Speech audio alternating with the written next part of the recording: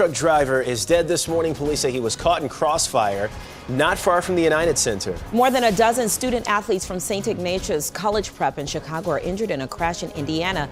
The special mass planned for today. Plus, we are going to need the big coats this week, and snow is in the forecast for tomorrow. Tracy will walk us through it this morning as we get going here on a Monday. Live from Chicago's #1 news, ABC7 Eyewitness News at 7 starts streaming now.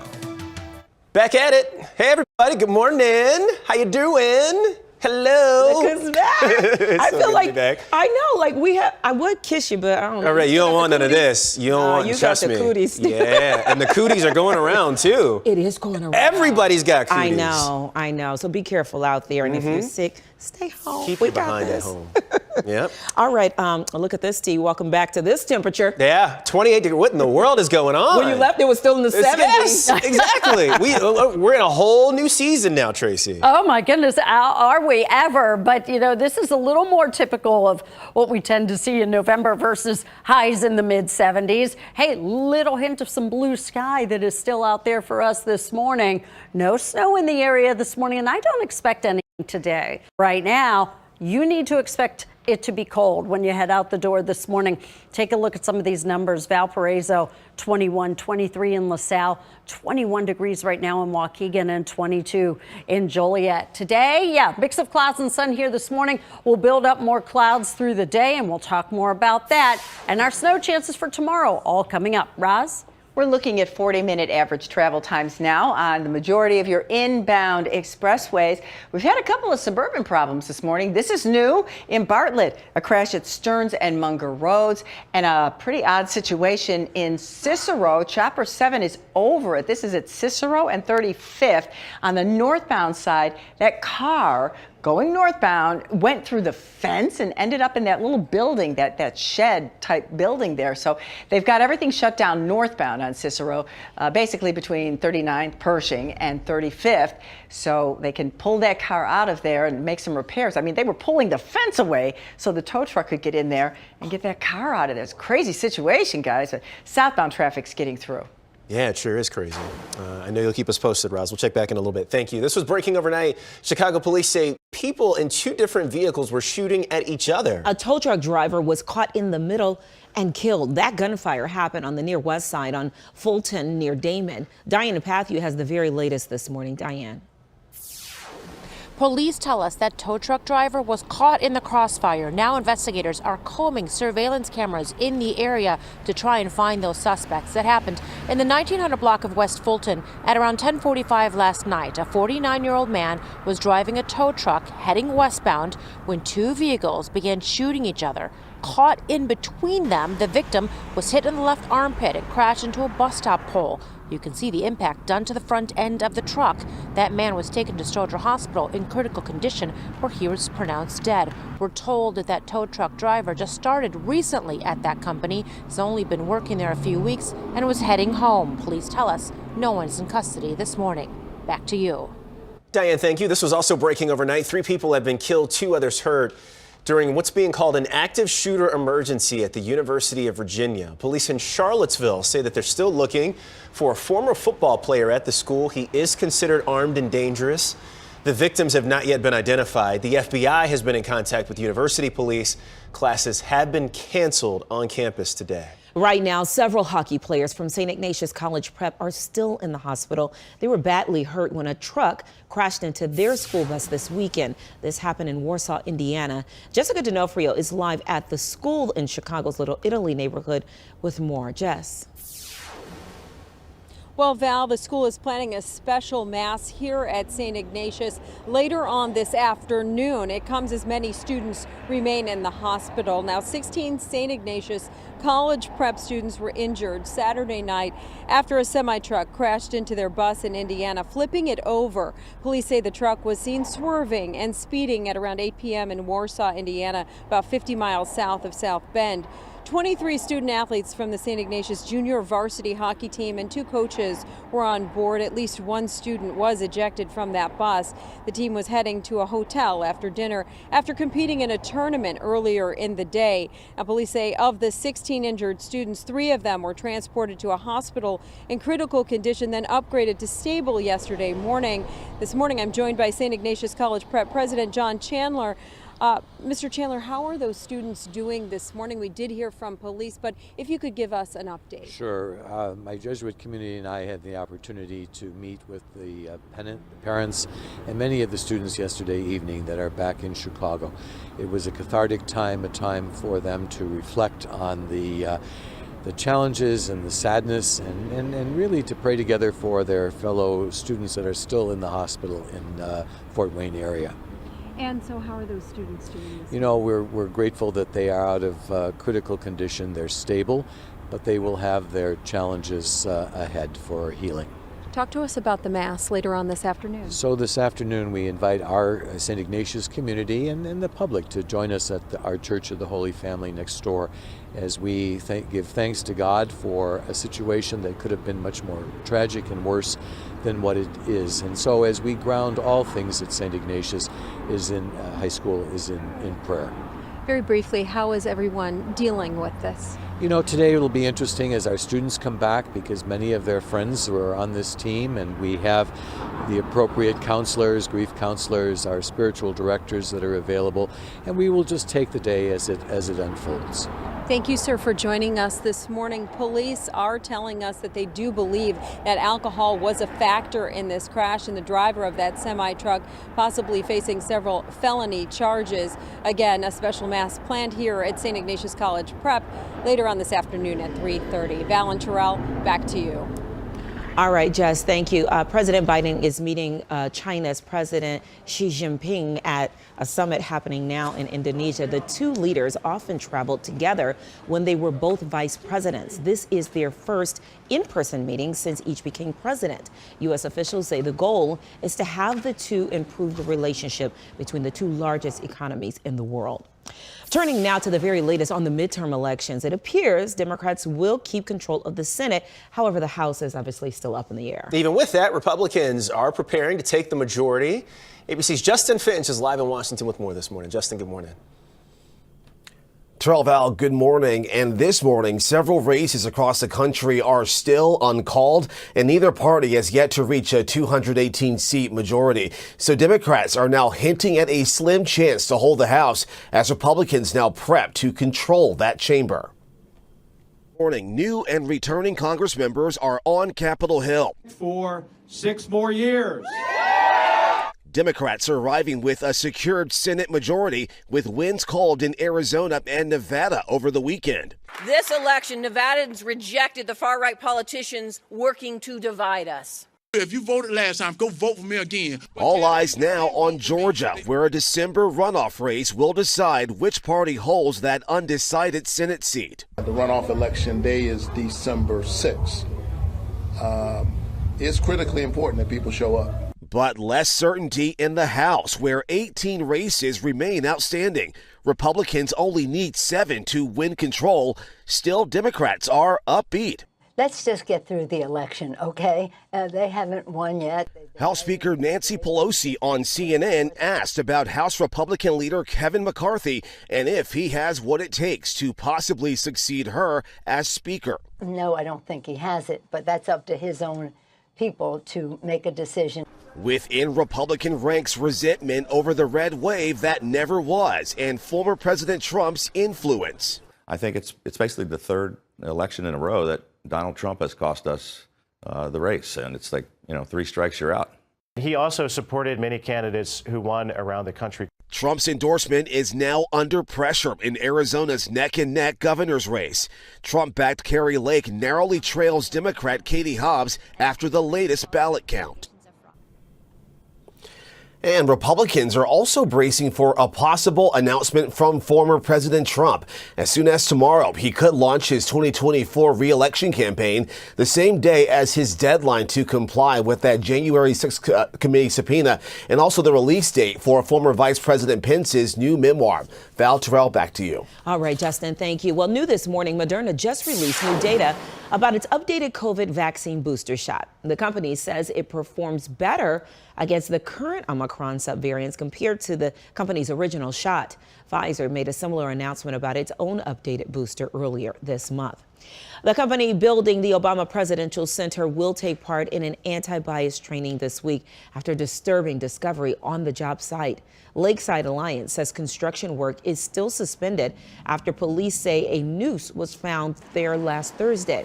A worker snapped a picture of an officer leaving with the noose in a bag.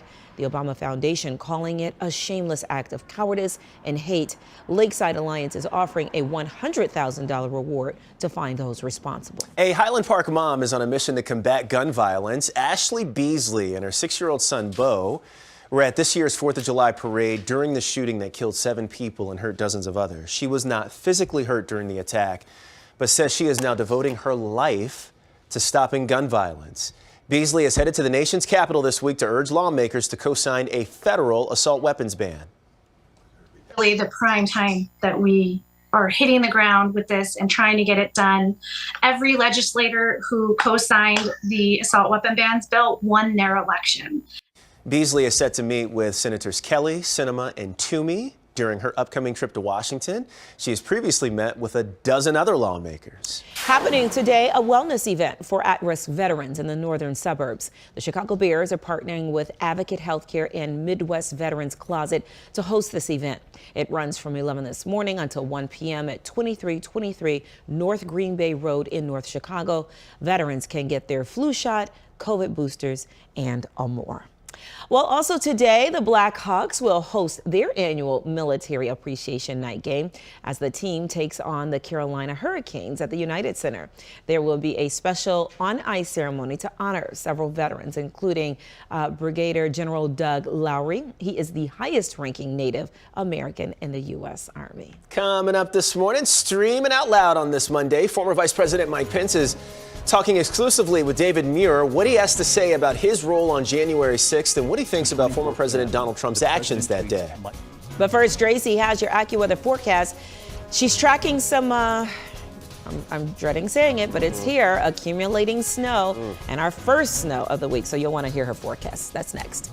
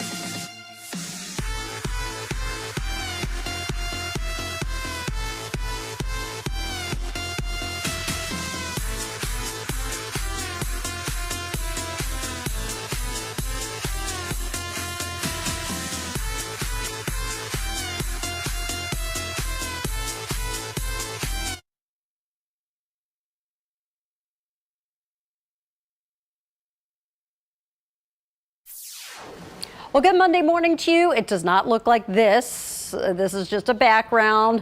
This is the way it's going to look like tomorrow, probably at this time, but not today. Today, you know, we are seeing a little bit of sun out there this morning. Clouds are going to be thickening up here today. Tuesday, Wednesday, Thursday. Periods of snow, even some rain, especially rain mixed in. closer to the lake that you are. And then the upcoming weekend looks really cold. Well, right now we are seeing a mix of clouds and sun around the area. But let me bring your attention to this. So there's kind of two different systems here. This is the one that's going to continue to head towards Chicago and bring us the snow for tomorrow. So here we go. During the overnight hours tonight, things are still pretty quiet. But 24 hours from now, most likely snow will be blanketing the area. And while it's not a big storm, certainly, it is going to be a nuisance and a headache for our morning commute tomorrow morning. And I think many of us, by the time this is done tomorrow, we're looking at perhaps 1 to 2 inches of accumulation, even continuing into Wednesday. And some of you Wednesday, especially in the far northern suburbs, could end up with over 2, maybe 3 inches of snow there.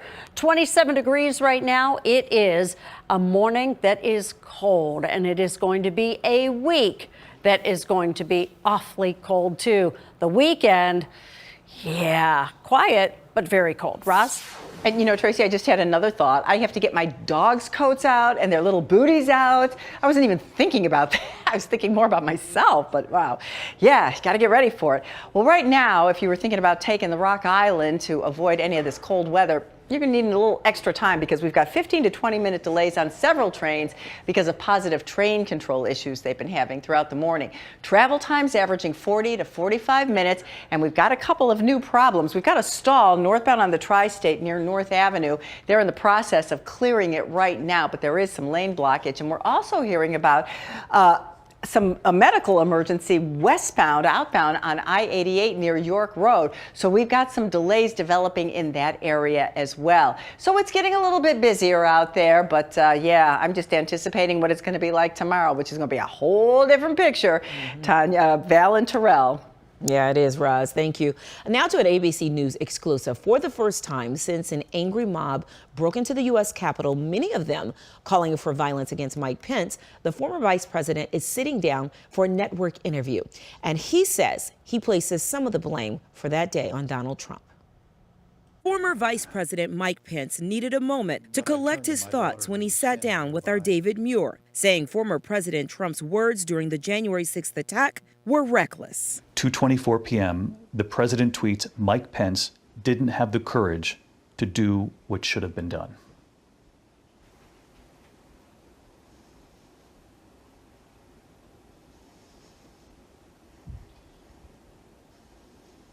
It angered me. But I turned to my daughter, who was standing nearby, and I said, it doesn't take courage to break the law. It takes courage to uphold the law. I mean, the president's words were reckless. It was clear he decided to be part of the problem. Pence was overseeing congressional certification of the 2020 Electoral College results when the mob stormed the Capitol, chanting, "Hang Mike Pence," after Trump berated Pence for refusing to block Joe Biden's win. Video shows Secret Service agents rushing Pence to safety before he went into hiding for more than 4 hours, while at times rioters were only 40 feet away. Pence has largely avoided criticizing his former boss until now. President's words that day at the rally endangered me and my family and everyone at the Capitol building. We are seeing a full-throated condemnation from the vice president. In his new book, Pence describes the moment he told Trump that he would not block Biden's win. "The president laid into me," Pence writes, adding that Trump responded by saying, "You'll go down as a wimp if you do that. I made a big mistake 5 years ago." You can see more of that interview on World News Tonight and the full ABC News 2020 special, Breaking with the President. The Mike Pence interview airs at 9 p.m. right here on ABC7. Still to stream this morning, student loan relief is now on hold indefinitely. Why the Biden administration is no longer accepting applications for the program. This news streaming at 7 continues after a break.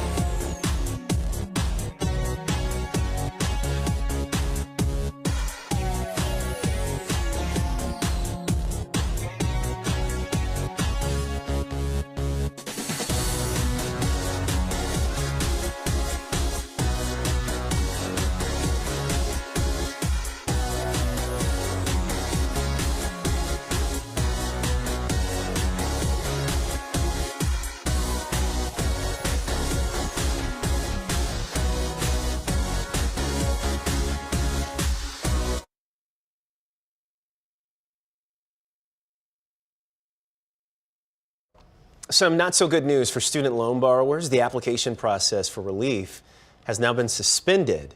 This is the message now displayed on the federal student aid website. The Biden administration has stopped accepting loan forgiveness applications. A federal judge in Texas struck down the plan to cancel up to $20,000 in student debt for tens of millions of Americans. The Justice Department has appealed the ruling. Online real estate broker Redfin is cutting nearly 900 employees amid rising interest rates and cooling home sales. The company is also shutting down its subsidiary Redfin Now, which allowed people to sell their homes directly to the company. Redfin had already cut its workforce by laying off 470 employees back in June. The company says they expect the housing downturn to last through 2023. And if you happen to be one of those people looking to buy a home right now, there are some ways to get through this tough market. Real estate experts offer this advice for the house hunter. If you can afford to buy now, go ahead and take out a fixed mortgage with the hope that you can refinance at a lower rate in a year or two. It's a good idea. Adjustable rate loans also offer a short-term solution with lower rates to start. Also, if you have more cash, pay more up front to buy, and then that lowers your mortgage rate. The mortgage is lower. And then a temporary buy down can reduce a loan rate by 2 percentage points in the first year, 1 point down in the second. That's some really good It's really good advice, wasn't it? Yeah. Yeah. So go ahead and buy your forever home if it's out there. Still scary. Yeah, All right, right now, Mm-hmm. we are going to link up with our Good Morning America viewers. Yeah, Tanya's going to have a news update. You'll see it here on TV and where you're watching here in just a bit. And then when we come back, the airport's expected to be busiest during the Thanksgiving travel period.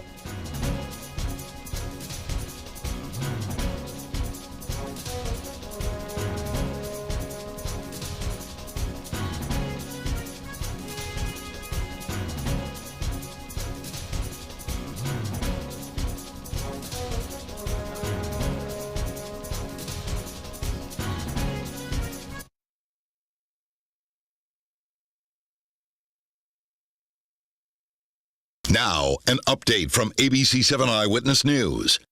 Good morning at 7:23. I'm Tanya Babich. Breaking overnight, Chicago police are searching for suspects in a shooting that killed a tow truck driver on the Near West Side. It happened in the 1900 block of West Fulton at around 10:45.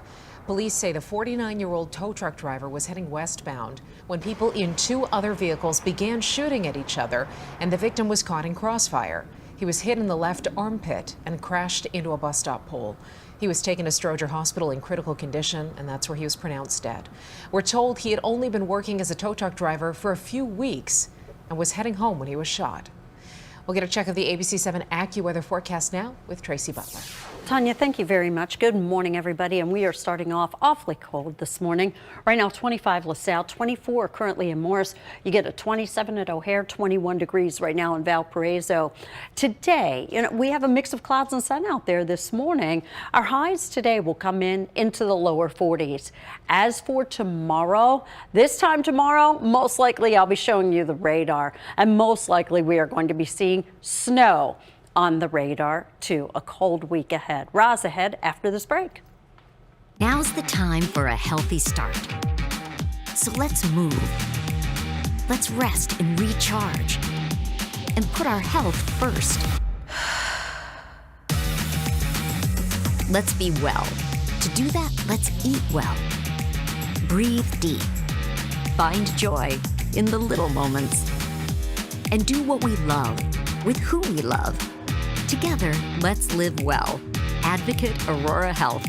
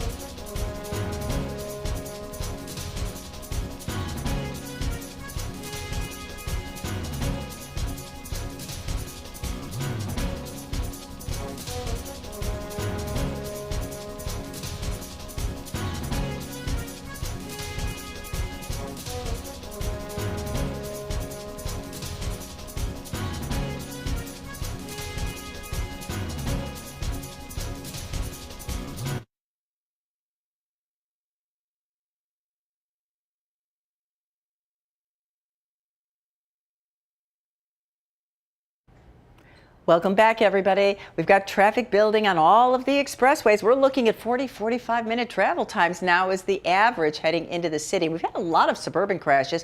This one is new in Buffalo Grove. It's along Route 83 at Checker Road, and Route 83, especially on the eastbound side, is a little bit heavy right now. We also have been monitoring this situation in Lincolnwood. This happened about 4 o'clock this morning at Toohey and Lowell.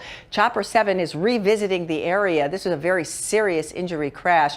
And we do have Toohey completely shut down between Costner and Tripp with an ongoing investigation. No traffic getting through.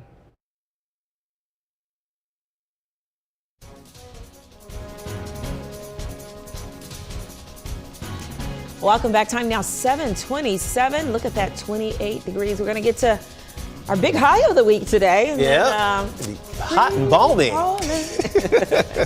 Metra's Super Saver Monthly Pass has been extended through 2023. The pass is $100.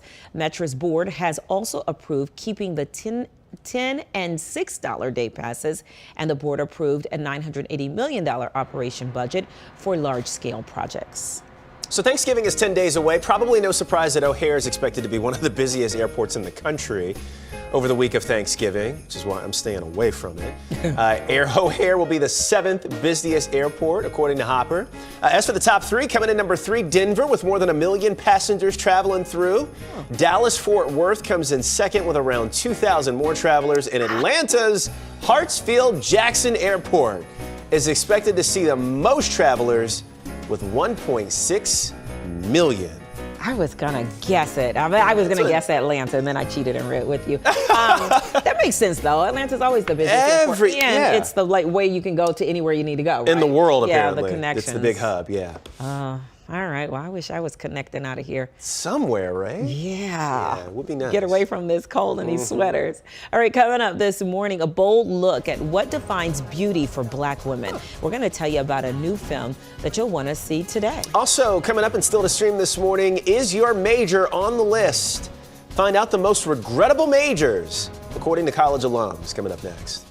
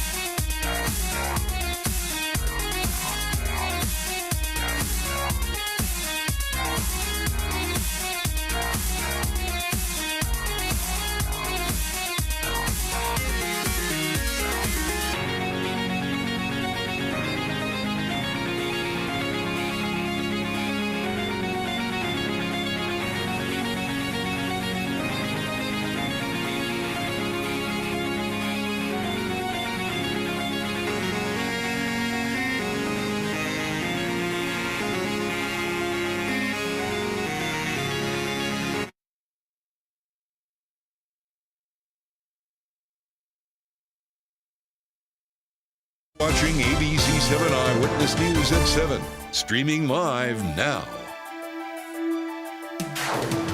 Let's take a quick look at some of the stories that we'll be watching for you today. This afternoon, St. Ignatius College Prep will hold a special mass to pray for 16 members of its hockey team who were injured in this crash over the weekend. A semi-truck ran into the students' bus Saturday night in Warsaw, Indiana.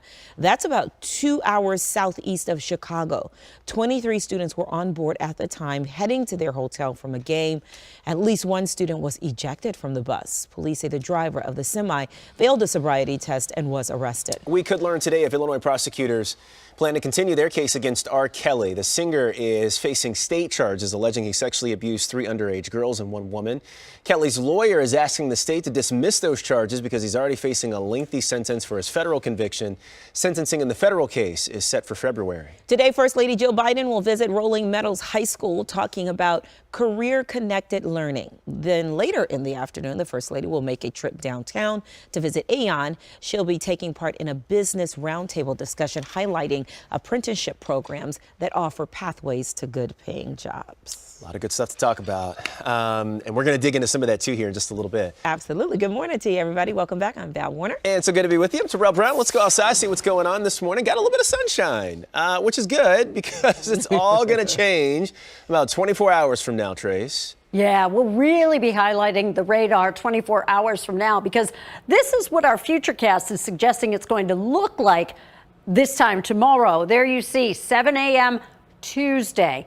All of this blue, yeah, we haven't really seen this year, or I shouldn't say this year, I should say so far this season. This is widespread snow. Closer to the lake, looks like this is going to be more of a rain-snow mix coming our way tomorrow. Right now, it's cold. It's 27 out at O'Hare, 28 degrees right now out at Midway. And today, our high temperatures will come in the lower 40s, and clouds will be thickening up today, too. Traffic thickening up out there, Roz? Absolutely. Those travel times are inching their way up. But before we get to that, we've got a CTA delay on the Red Line for Howard-bound trains. They had a train with a mechanical issue at the Clark and Division Station. Trains are on the move, but running a little bit behind schedule. Now, those travel times are averaging 45 to 50 minutes now, heading into the city. And we've got reports of a crash on the inbound Stevenson near Central. So it's right in the middle of that backup, just adding to the complications. But our highest travel time is on the Kennedy, which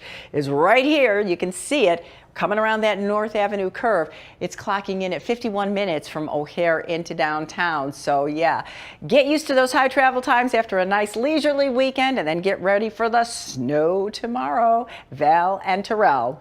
Oh yeah. No, that's going to mess up the commute. It sure is. We'll be here. We'll try to get you through it.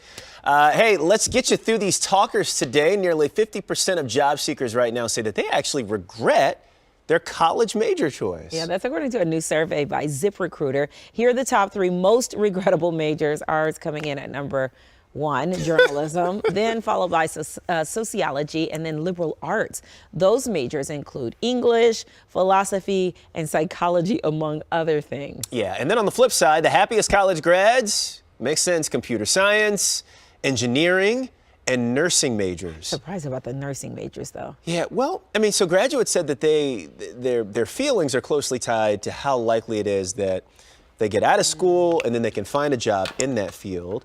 And then, of course, the higher salaries that go along with them, which is the whole point of going through all of this and spending all of that money. Right. And I get it. I get it. I know a lot of journalism majors. That's number 1 on the list now. That have come out of school and they can't find a job or they, yeah. And the thing is, there are a lot of jobs in the business right now, which is really interesting. I mean, so what's the problem? Are they not good? I believe. I'll put this out there that the talent in this industry right now is far worse than it was 10 to 15 years ago. And I can't put my finger on exactly why. Yeah, that's what I was going to. That was my next question. But the youngins that are coming in now, it's a different expectation. They perform differently, and I don't believe that they have a lot of the integrity or ask the questions that I think is required of journalists today. Just my opinion, and I know I'm going to. This couch is for. That's right. I know I'll probably catch a little heat for that, but you can handle it. You're right. There it is. Let's welcome in Roz and Tracy into this chat. Any regrets with your majors, ladies? No, not for me. Yeah. None whatsoever. No. What about like your kids or family members, anybody you know? I can't think of anybody that regrets. I don't regret mine. You don't regret? Sarah, my daughter majored in television production. And at the time, the industry was changing. And journalism became separated from television news, and television news kind of got lost because the TV department was more about TV programming. Yeah. So she kind of got stuck in the middle and didn't learn some of the things that she really needed to learn to do production and television news. Okay. So, but I don't think she regrets it because she's working now and successfully. Oh, great. So, but I do remember that happening. And Terrell, to your point about the talent pool, the younger people in broadcasting now, you, I think, are validated by the fact that you work with so many young people. You do. Yeah, that's true. You do a lot of events at colleges, so you see that more than we do. Yeah. I mean, I know it's still your opinion, but right. But, so, Terrell, do you think it's a question more of work ethic than talent? I think it's both. Okay. And there was an element. I don't know, when you guys were coming along, when I was coming along, and we got in, and there was a certain hype about getting into this business and doing this job, and the gravitas that came along with it. And I don't know if it's social media is just an interrupter. If this medium doesn't have, the prominence, maybe the money that it used to have back in the day, but it's just not. It's not the same as it was before. And I think I tell people now, young people especially, who want to get into the business, that you don't just get in and go to New York, LA, Chicago. You don't just get in and work a great shift. You don't just get in and not work weekends and holidays. You build to all that stuff. That's how we came up, though. Well, right. So you're right. You're telling them how we came up. But look at some of the ones now who are in this market as their first job. That's true. Or maybe You're their right. second job. You're right. You're absolutely Like, right. And maybe that's the reason why the talent. Is it because you didn't go through and hustle in 3 small markets before you got here? That's it. I think that is it. That's it. I just saw you just you just talked right through that. I team reporter that one. And I'm kidding. But yeah, no, that's it. It's a different journey. And you're right. The expectations of this current generation is that they are going to go straight from college right to GMA. Yeah. No, but. Some are doing it. Some are doing it. And see, these, execs are hiring folks and young folks straight out of college who meet whatever they're looking for. And it just makes us ponder and wonder, like, well, what is it? Like, what do they have that's different? And here we are still trucking along. Kicking the old can, doing it the old way. So journalism being the, I can't believe it's the #1. I can't believe at that high percentage too. Yeah, right. Yeah. As the most regrettable, like. Most regrettable. I love this job. Lord, right? Yeah, and I mean, like, if you're nosy, if you're curious, this is a great job to be in because you just got to ask really good questions, love people, love talking, read the prompter, tell stories. I mean, who doesn't love that? There you go. And then you can sit right here on this couch. And give your opinion. There it is. We're going to keep doing it. Eyewitness News streaming out loud. We'll take a quick break. Chief Justice Mary Jane Tice joins me for a one-on-one interview this morning. That's coming up after the break in 90 seconds.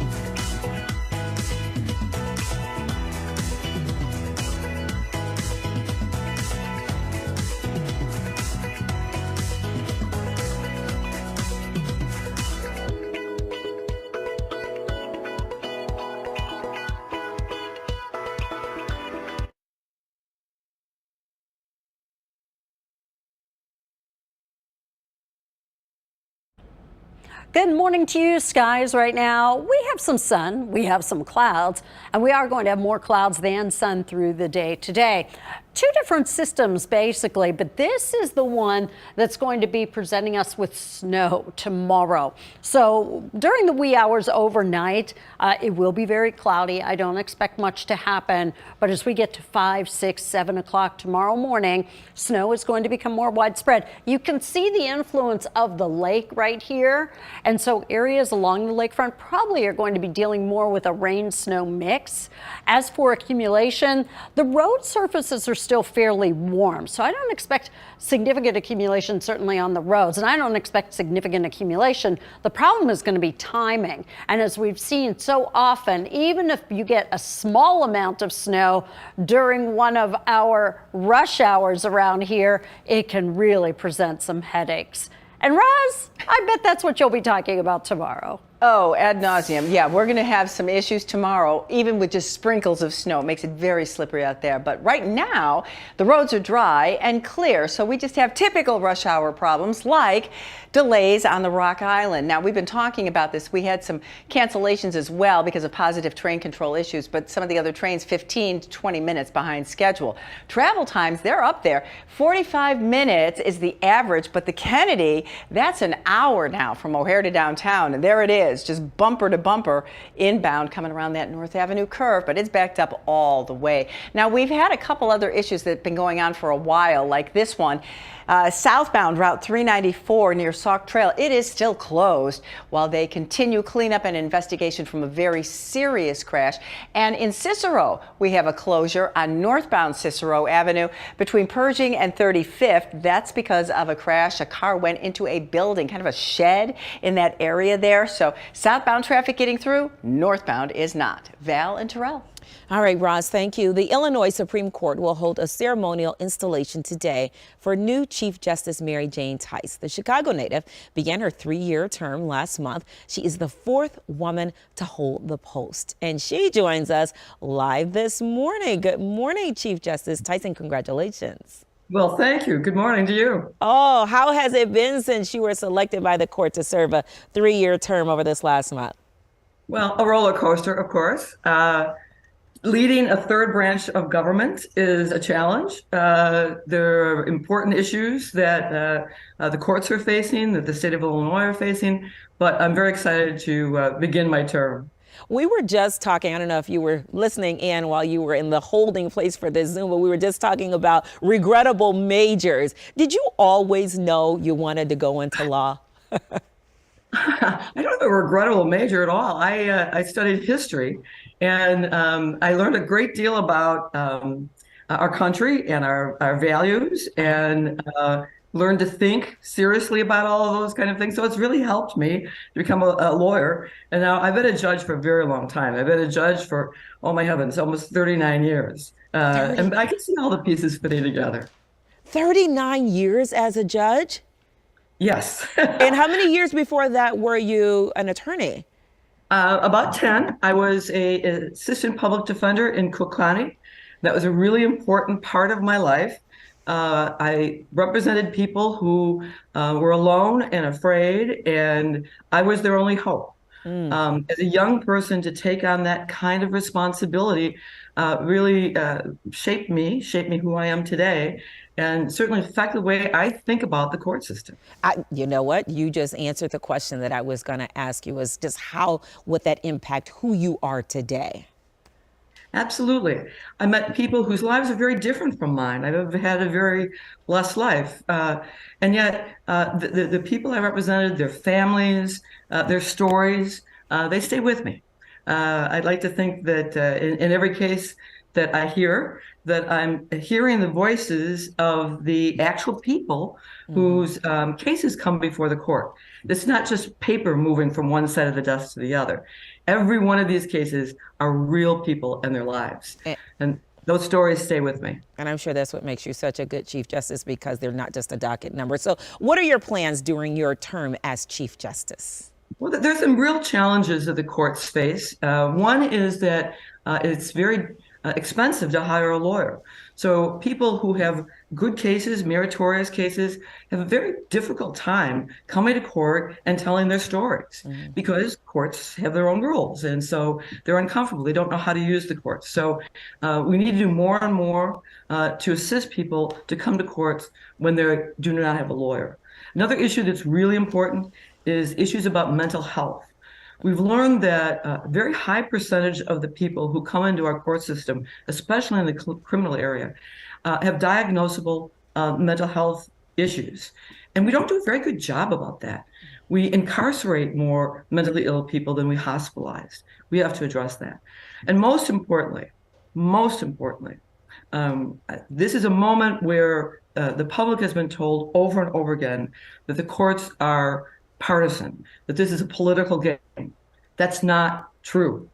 The judges in the state are committed to the rule of law, committed to acting fairly, and committed to making sure that every person in this state understands that and believes it. And we'll continue to work on that.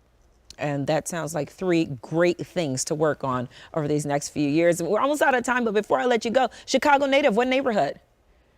North Side. I grew up in the shadows of Wrigley Field. I grew up there, and I lived in my home with my family for the next 40 years or so, also in the shadows of Wrigley Field. So it's really easy for me to tell you who my favorite sports team I was going to say, I don't even need to ask you then, White Sox or Cubs. I know the answer now. Absolutely, and I'm proud of it. As you should be. Chief Justice Mary Tice, thank you so much for waking up early with us this morning and sharing. Okay, thanks so much. All right, take care. We will post this entire interview on our website, abc7chicago.com. Thank you.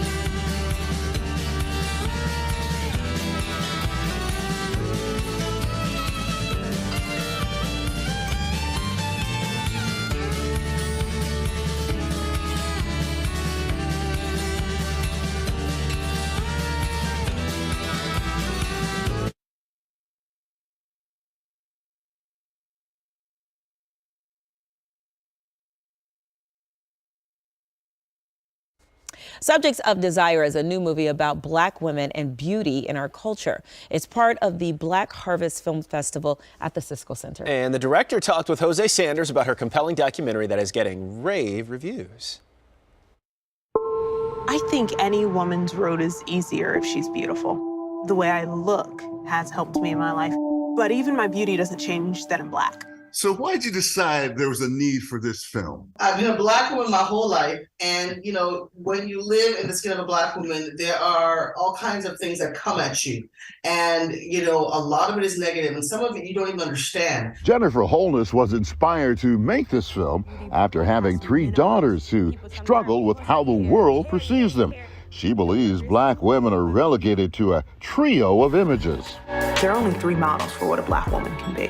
Somebody's caretaker or maid, this over-sexualized video girl, or they're the angry Black woman. When you have intelligence, when you have a voice, when you speak up, you're a sapphire, you're the angry Black woman that, you know, can't keep a man because you're mean and nasty. Little white kids would always comment on your hair. Oh, it's so big. You look like a lion. You know, like you look like an animal. You know, people are calling them out for having wigs and weaves, all this kind of stuff. While only giving more power to Black women when they had straightened hair, when they had the weave and that kind of a thing. So the hypocrisy was something I wanted to understand. I wanted to be a part of the Miss Black America pageant. I needed to feel as though I mattered and my voice mattered. You say that colorism and its painful history within the Black culture is very much alive. Why so? There is a greater value placed on Black women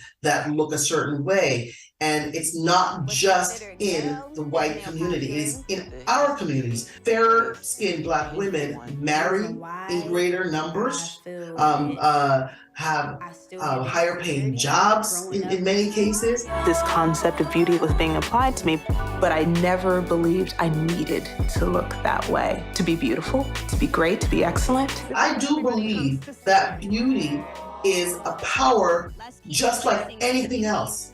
And so what I think my film says is, Black women, take your power, use your power. I am Black, I am beautiful. Jose Sanders, ABC7 Eyewitness News. Looks interesting. You can see Subjects of Desire during the Black Harvest Film Fest. That's at the Siskel Center tonight at 6:15. Director Jennifer Holness will be there for a Q&A. And then it streams the week of November 21st through the Siskel Center. Witness News streaming at 7 continues after a break.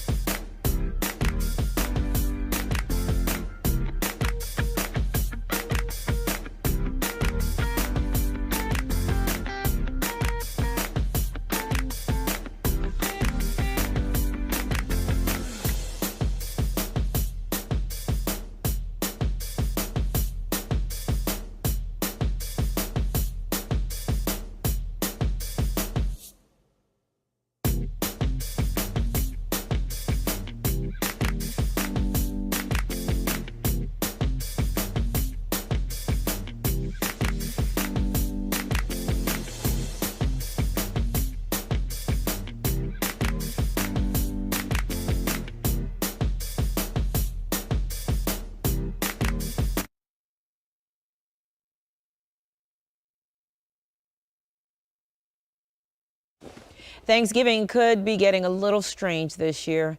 Green bean casserole flavored seltzer water is now a thing. What? Aurora Bora is introducing the new sparkling water flavor for the holidays. The company says the water has a sweet, earthy, and buttery flavor to it. It will be available through the company's secret menu newsletter. Other flavors that could be included are honey pumpkin and chai cranberry. Those sound better than this one. You know what I'm saying?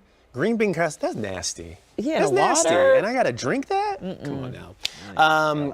Only hardcore produce fans may know this. Today is National Pickle Day. To celebrate the occasion, the Vlasic Pickle Company is teaming up with a home fragrance firm to sell a limited edition dill pickle candle. The scented item looks and smells like real pickles, but don't eat them because the candle is made of 100% wax. Okay. I am a pickle lover, but you're doing too much making a pickle candle. I don't want to smell it all over the house. Exactly. Well, that's the thing. And I don't know, they keep doing these things where they make it's like the drinks and the candles and all these. It just makes me want, and I guess that's the point. It makes you want to eat it. Right. Yeah. Yeah, not smell it. Yeah, right, exactly. Yeah. All right, that's going to do it for us. Appreciate you watching the news at 7 a.m. Tanya Babbage will have a news update. Tracy and Rosal, of course, will have weather and traffic during GMA. And we're going to hear from them in just a moment. But from everyone here at ABC7, have a great day. We'll see you again tomorrow morning, 7 a.m.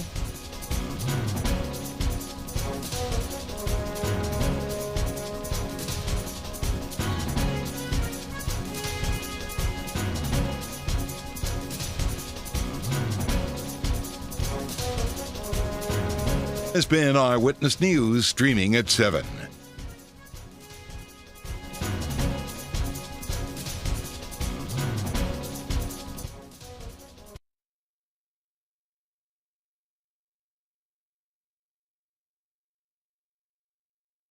Now, an update from ABC7 Eyewitness News.